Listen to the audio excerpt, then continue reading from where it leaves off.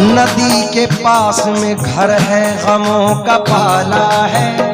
खबर मिली है कि सैलाब आने वाला है।